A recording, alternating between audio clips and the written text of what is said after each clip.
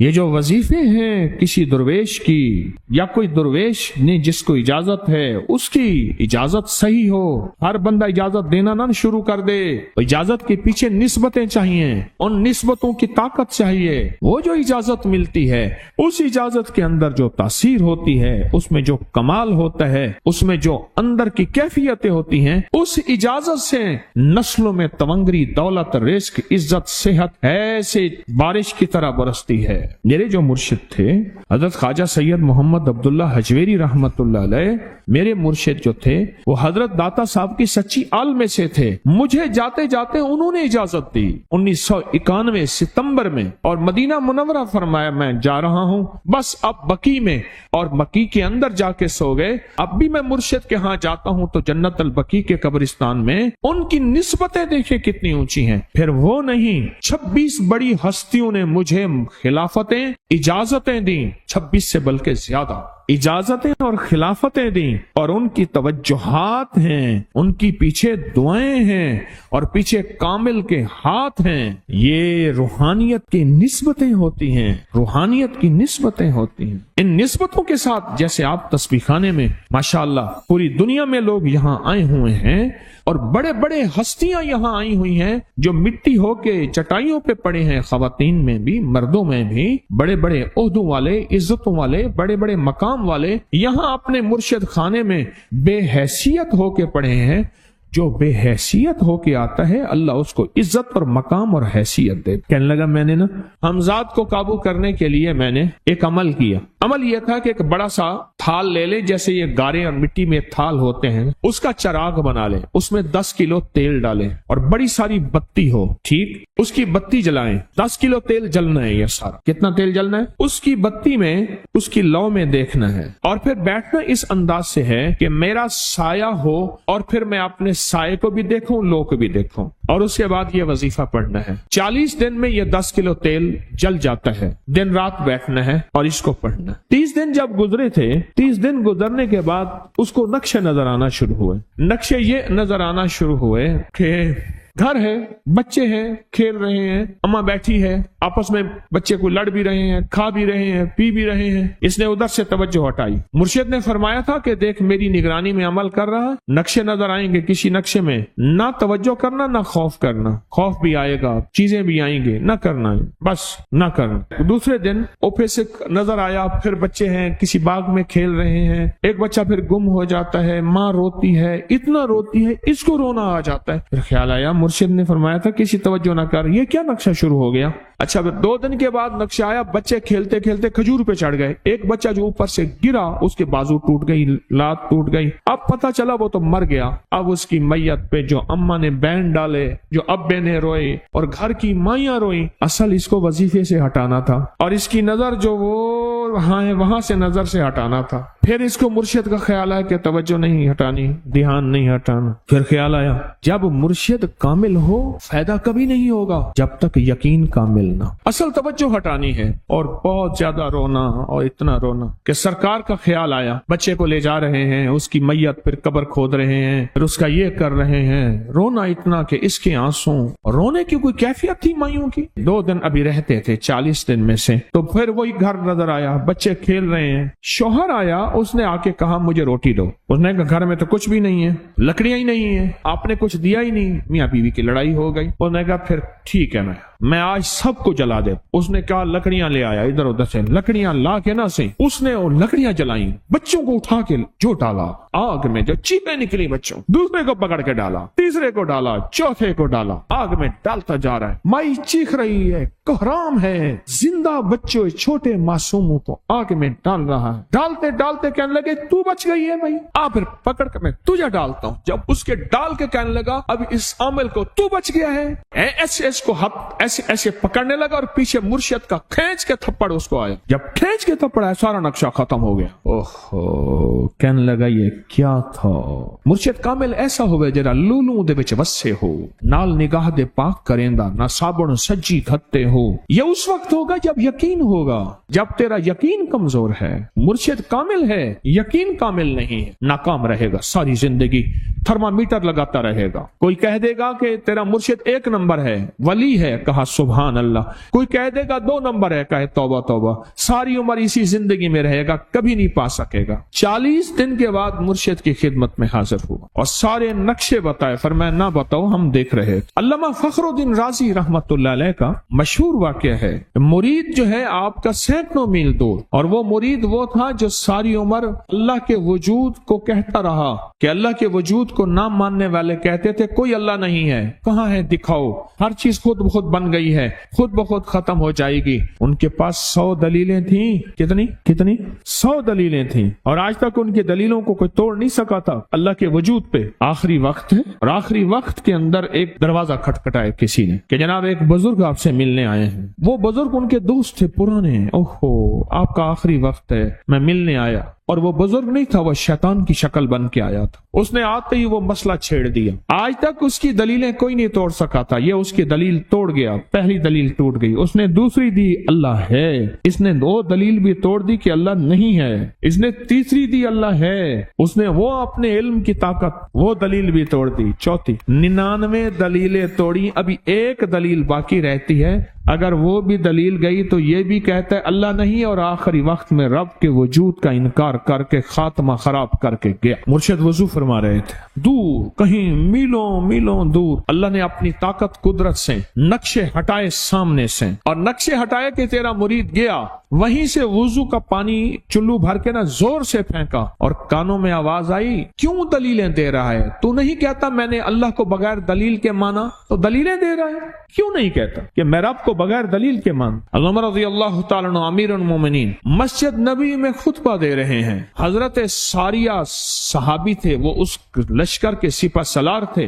मीलों से मीलों सैकड़ों मील दूर ऐसे नक्शे हटे, और खुतबे के दौरान अनोखी बात कह दी, या सारिया अल जबल, सारिया पहाड़ के पीछे देख, दुश्मन वहां से हमला कर रहा है। और फिर खुतबा शुरू कर दिया। जुमे का खुतबा था। लोग हैरान, ये अमीरुल मोमिनीन ने क्या फरमा दिया? जब हजरत सारिया का काफिला आया वापस, तो फरमाया फला वक्त फला लम्हे फला वक्त में, जुमे के दिन फला लम्हे में अमीरुल मोमिनीन आपकी आवाज आई थी, अगर ना आती तो दुश्मन ने पीछे से मुकाबला हमला कर दिया था और हमें काट के रख देता, टोटे टोटे कर देता। आपकी आवाज आई, सारिया पीछे देख, दुश्मन हमला कर रहा है पहाड़ के पीछे, या सारिया अल जबल। ये मैं आपको हवालों से बात कर रहा हूँ, रिवायात बता बता के बात कर रहा हूँ। 3 दुआएं ऐसी हैं जिनको पढ़ना अपनी जिंदगी का मामूल बनाए। उनके फवायद, उनके फजाइल, उनकी बरकत और उनके कमालात जिंदगी में बहुत ज्यादा जरूरी हैं, और आज के फितनों के दौर में उनकी बरकत हमारी जिंदगी की, हमारे दिन रात की अशद जरूरत है। हदीस में आता है, जो शख्स नमाज फजर के बाद 3 मरतबा सुब्हानल्लाहिल अज़ीम व बिहम्दिही पढ़ें, सुब्हानल्लाहिल अज़ीम व बिहम्दिही, सुब्हानल्लाहिल अज़ीम व बिहम्दिही, सुब्हानल्लाहिल अज़ीम व बिहम्दिही, जो पढ़ेगा वो 3 बीमारियों से महफूज रहेगा। अंधा नहीं होगा, कोड़ जिल्दी बीमारियां नहीं होंगी, उसको जिल्द की कोई बीमारी नहीं होगी, माजूर नहीं होगा, फालिज नहीं होगा। इंसान सारी जिंदगी एक दुआ करता है, मौला बिस्तर चारपाई का मोहताज न करना, किसी बंदे का मोहताज न करना, मंजे और बंदे किसी का मोहताज न करना।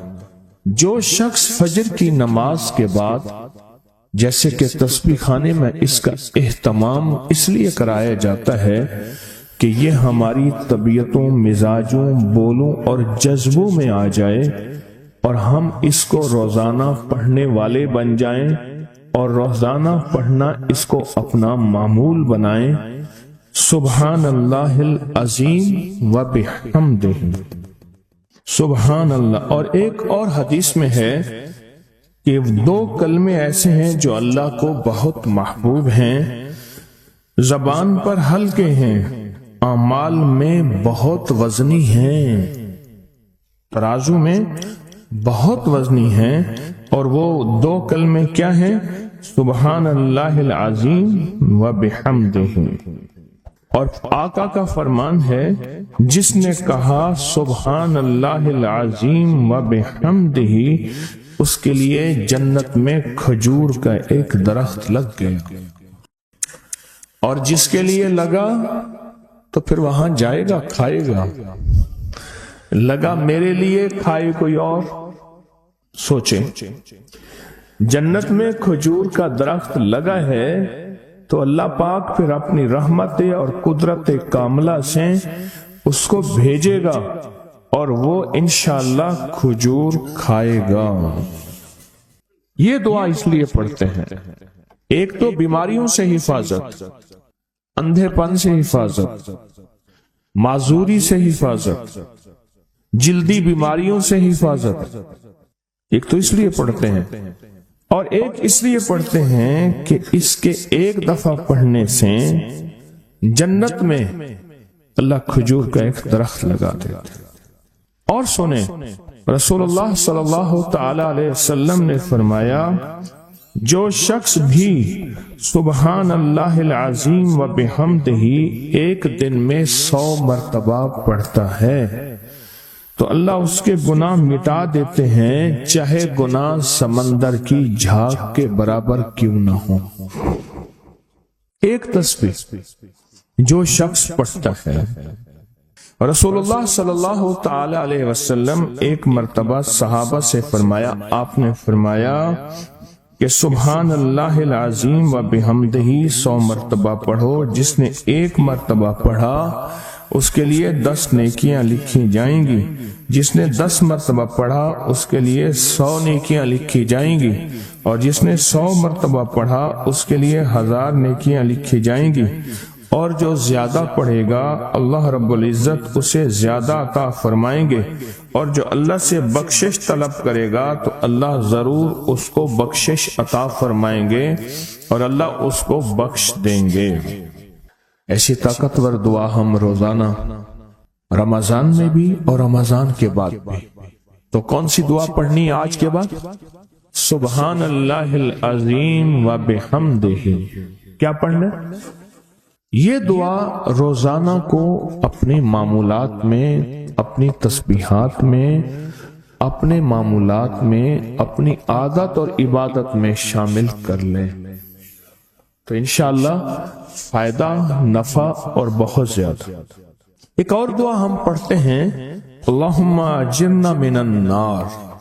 اچھا، اپنی ذات کے لیے اکیلے پڑھیں تو اللہم اجرنی من النار، اگر مجمع کے لیے اکٹھا پڑھیں تو اللہم اجرنا من النار۔ فرمایا حدیث میں ہے کہ جس شخص آپ ایک دفعہ فجر کی نماز سے فارغ ہوں تو کسی سے بات کرنے سے قبل اللہم اجرنا من النار، اے اللہ مجھے آگ سے بچا لے، پڑھ لیں تو فرمایا اگر اس دن اس کو موت آ گئی تو اللہ اس کو آگ سے بچائے گا۔ اور جو مغرب کی نماز کے بعد پڑھے گا، مغرب کی نماز کے بعد، تو اللہ پاک اگر اس کو موت آ گئی تو اسی رات اس کو اللہ پاک آگ سے بچائیں گے، آگ سے۔ اور حدیث میں آتا ہے جب تم فجر کی نماز پڑھو، فارغ ہو جاؤ تو یہ دعا 7 مرتبہ پڑھو۔ کون سی دعا؟ اللہم اجرنا من النار، اللہم اجرنا من النار، اللہم اجرنا من النار، اللہم اجرنا من النار، اللہم اجرنا من النار، اللہم اجرنا من النار، اللہم اجرنا من النار، اللہم اجرنا من النار، اللہم اجرنا۔ یہ دعا بخار کا بہت زبردست علاج ہے، جس کو بخار نہ چھوڑتا ہو۔ یہ دعا ہائی بلڈ پریشر کا زبردست علاج ہے۔ یہ دعا غصے کا علاج ہے۔ یہ دعا جس کے اندر وسوسے بہت زیادہ آتے ہوں، منفی وسوسے بہت زیادہ آتے ہوں، جو نیکی سے ہٹاتے ہوں، اس کا علاج ہے۔ اللہم اجرنا من النار۔ یہ بہت طاقتور علاج ہے۔ جس کا بلڈ پریشر ہائی رہتا ہو، جو بہت زیادہ ہر وقت غصے میں رہتا ہو، جس کا جسم بہت گرم رہتا ہو، جیسے رات ایک صاحب کہنے لگے کہ مجھے گرمی میں سے خوف آتا ہے، سردی میں مجھے راحت ملتی ہے، اس کے لیے بہت فائدہ مند ہے، بیماریوں کے لیے بہت فائدہ مند ہے۔ ایک بندہ تھا، ایک بندہ وہ لوگوں کے سامان اٹھاتا تھا، اس کے پر خچر تھا، ایک جگہ سے دوسری جگہ لے جاتا تھا، نمازی نیک آدمی تھا، غریب مزدور تھا۔ ایک دفعہ ایک لولا لنگڑا بندہ آیا اور کہنے لگا مجھے اپنے خچر میں بٹھا کے فلاں جگہ پہنچا دے، اتنے پیسے تجھے دوں گا۔ پیسے بھی معقول تھے۔ اس نے خیر اس کو پکڑا، سہارے سے بٹھایا، چلتے چلتے نا دو راہیں آ گئے، دو راہیں۔ ایک راہ وہ تھی جہاں ساری دنیا جاتی تھی، ایک راہ وہ تھی جو سنسان تھی۔ وہ معذور آدمی کہنے لگا اس سنسان راستے کی طرف چل، سنسان راستے۔ انہیں کہ میں تو ادھر سے جاتا ہوں، میرا معمول تو ادھر ہے، میں تو ادھر نہیں جاؤں گا۔ انہیں کہ مجھے راستے کا پتہ ہے، تو چل، یہاں سواری کا گھاس بھی ملے گا، پانی بھی ملے گا، اور راستہ بھی بالکل مختصر ہے۔ انہیں کہا ٹھیک ہے۔ آگے گئے تو وہ ایک وحشت ناک جنگل آیا، اور وہ جو بندہ تھا معذور وہ ایک دم خچر سے اترا، اور وہ ٹھیک ٹھاک تھا، اور اس نے خنجر نکالا اور اس کو قتل کرنا چاہا۔ تو اس نے کہا مجھے قتل نہ کر، تیرا مقصد مال ہے، چیزیں ہیں، مجھے چھوڑ دے۔ انہیں کہ نہیں، میرا اصول ہے، یہ دیکھ لوگوں کی کھوپڑیاں پڑی ہیں، ہاں، انہیں میرا اصول ہے، میں پہلے بندہ مارتا ہوں پھر اس کا سامان لیتا ہوں، میرا اصول ہے۔ اس نے کہا کہ نہ کر منتے کی۔ اچھا، اس نے کہا مجھے 2 نفل پڑھنے دے۔ ہنس کے کہنے لگا اور بھی بڑے آئے تھے 2 نفل پڑھنے والے، تو بھی پڑھ لے۔ اب یہ 2 نفل کے لیے کھڑا ہوا، اوپر ظالم خنجر لے کے تقاضا کر رہا کہ جلدی کر، میں نے تمہیں قتل کرنا ہے، میرا اصول ہے۔ اسے کچھ سمجھ نہیں آ رہی، تو ایک دم اس کے اندر منہ میں زبان آئی، امن یجیب المضطر اذا دعا۔ ایک دم یہ آیت آئی، کون ہے جو بے چین دلوں کی دعاؤں کو سننے والا ہے؟ کون ہے جو بے چین دلوں کی دعاؤں پہ پہنچنے والا ہے؟ کون ہے جو بے چین دلوں کی دعاؤں کو قبول کرنے والا ہے؟ بس یہ آیت کہی اور نفل بس پڑھ ہی رہا تھا تو وہ تقاضا کیا، اس کا خنجر بڑھنے لگا تو ایک آواز آئی، رک جاؤ۔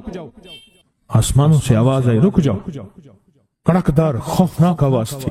تو یہ جو خچر سوار تھا یہ رک گیا، پھر آگے بڑھنے لگا، پھر دوسری بار آواز آئی، رک جاؤ، پھر بڑھنے لگا۔ ایک گھوڑدار آیا، ایک گھوڑ سوار آیا، اس کے ہاتھ میں ایک غرض تھا، اس نے اٹھا کے اس کو مارا، اس ظالم اور قاتل کو، اور وہ گرا، اور جہاں وہ گرا تو وہاں آگ کے شعلے۔ اور وہ جب جانے لگا یہ کہنے لگا اب کون ہے؟ کہا میں اس آیت کا غلام ہوں، موکل ہوں، موکلات، اس آیت کا غلام ہوں، موکل ہوں۔ جب اس نے پہلی دفعہ یعنی میں فرشتہ ہوں، پہلی دفعہ اس نے تقاضا کیا، میں 7ویں آسمان پہ تھا، میں نے وہیں سے آواز دی، رک جا۔ جب دوسری دفعہ اس نے تقاضا کیا، میں پہلے آسمان پہ تھا، میں نے وہیں تقاضا کیا، رک جا۔ بس اس کے بعد پھر میں نے آپ کے اس کو مار دیا اور اس کو ختم کر دیا۔ اب بلائیں، اب بتائیں کہ ہم فرشتوں کو اپنی مدد کے لیے کیسے بلائیں؟ تاریخ بھری ہوئی ہے انسانیت کی، تاریخ بھری ہوئی ہے کہ فرشتوں نے انسانوں کی مدد کیسے کی اور ہر پل ہماری کیسے کر رہے ہیں۔ اگر حدیث میں آتا ہے، میرے آقا کا فرمان کا مفہوم ہے، اگر اللہ فرشتوں کو تمہاری حفاظت اور مدد کے لیے نہ بھیجتا تو اتنی بلائیں ہیں، اتنی بلائیں جو زمین پہ اور زمین کے خلاؤں میں اور زمین کے نیچے موجود ہیں، یہ تمہیں ٹکڑے ٹکڑے کر دیں، ریزہ ریزہ کر دیں، تہس نہس کر دیں۔ اتنی تو ہیں، اللہ فرشتوں کی حفاظت اللہ نے لگائی ہوئی ہے۔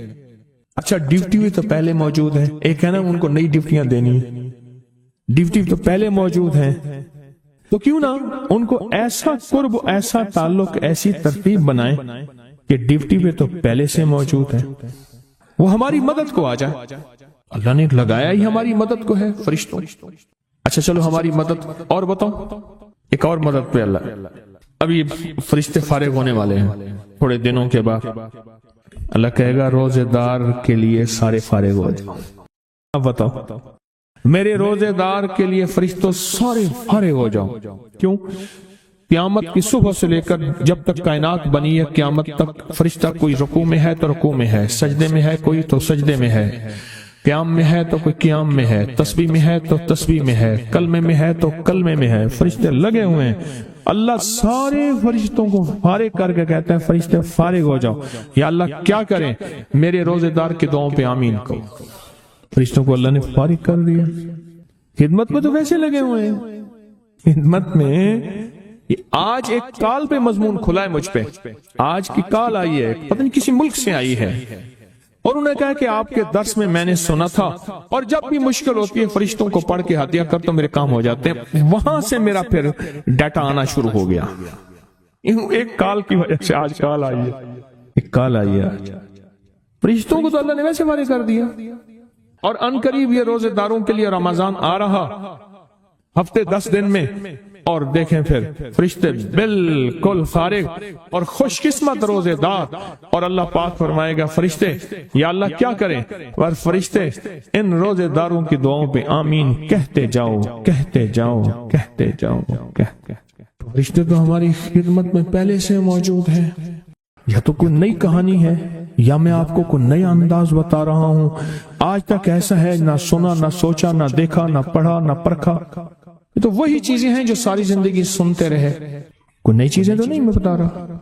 فرق صرف اتنا ہے کہ اب ہم نے یہ سوچنا ہے کہ ہم ان فرشتوں کی مدد کیسے اپنے قریب کریں، اور کوئی مشکل اچانک آئے، اور کوئی پریشانی آئے، اور کوئی الجھن آئے، اور فوراً ہم فرشتوں کو پکاریں، فرشتوں کو پکاریں، فوراً فرشتوں کو پکاریں، اور فرشتے جو ہیں آئیں اور ساری مسئلے، سارے مشکلیں یہ بتائیں۔ فرشتوں سے طاقتور جادو ہو سکتا ہے؟ جنات، نظر بد، کوئی مشکل، بے روزگاری، رشتوں کی بندش، صحت، زندگی، مسائل، مشکلات، الجھنیں، ناکامیاں، بند راستے، بند گلیاں، زندگی کی بندش،